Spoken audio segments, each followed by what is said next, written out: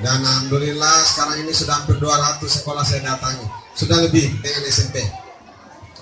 SMP sudah hampir selesai dari 45 kecuali SMP Pulau. Sudah hampir semua saya datangi.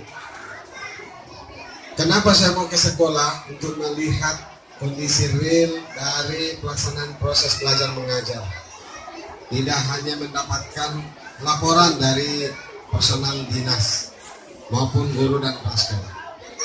Saya pun ingin ketemu seluruh guru di sekolahnya sendiri, bukan dengan memanggil ke dinas.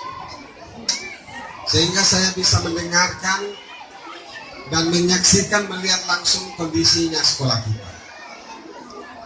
Hari ini saya di sini mendapatkan informasi kalau ada 597 siswa kita di sini.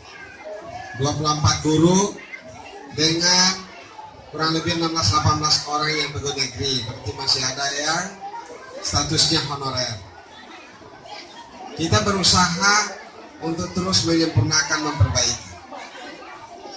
Kita ada 18 rombongan belajar, tapi ruang kelasnya hanya 11 ya. 11. Kita kurang, kalau semuanya mau dijadikan memiliki ruang kelas berarti 7, tapi kan yang kelas 1 bisa diparalelkan. Maka paling tidak kita membutuhkan kurang lebih 4 kelas. Sebelum saya masuk di situ, saya ingin membuka wawasan kita dulu sedikit tentang bagaimana itu biaya pendidikan. Biaya pendidikan sekarang ini untuk di tingkat SD, TK, SD, SMP, SMA, dan SMK itu oleh negara diberikan dalam bentuk biaya operasional sekolah, namanya dana BOS.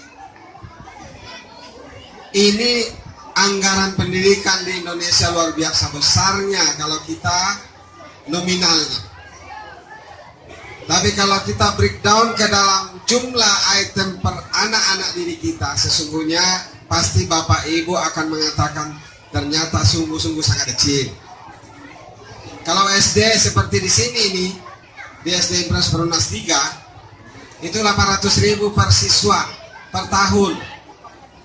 Supaya nanti kita jelas. 800.000 itu kalau kita bagi 12 bulan, dapatnya 66.000 Pak per bulan, per orang. Kalau saya bagi ke dalam 24 hari belajar, itu dapatnya Rp3.300 per siswa.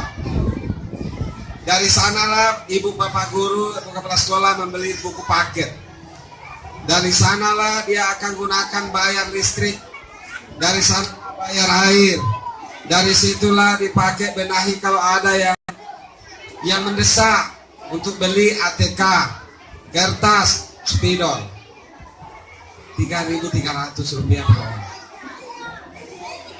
Kelihatannya sungguh-sungguh tidak masuk, tidak memungkinkan untuk kita cerdaskan anak-anak bangsa dengan anggaran sebesar itu. Oleh karena itu, peran komite bersama dengan seluruh orang tua siswa itu luar biasa, sangat-sangat diharapkan. Sehingga kalau yang di depan kita hari ini halaman sekolah kita, di kerja saya sangat senang sekali bahwa ini adalah inisiasi dari komite sekolah dan tidak berupa pungutan, tetapi betul-betul adalah inisiasi partisipasi dari paguyuban. Ini memang yang diharapkan karena di Undang-Undang Pendidikan itu sudah diuraikan tentang sumber pembiayaan pendidikan nasional. Yang pertama itu dari APBN, itulah dana BOS. Dia berupa APBN yang dialokasikan dalam bentuk dak non fisik. Yang kedua dari APBN